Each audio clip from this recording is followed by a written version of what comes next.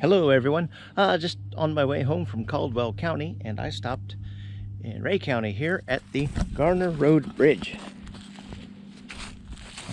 It's been about 5 years since I've been here.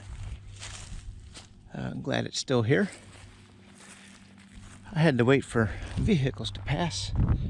This bridge is 122 feet long. It was built in 1930, and it is a Warren pony truss bridge. That's a concrete deck, and it's about 18 feet wide.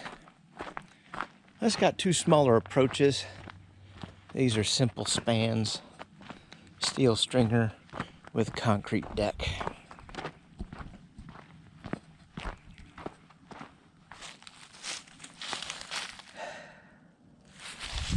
I'll be darned if there aren't more people coming.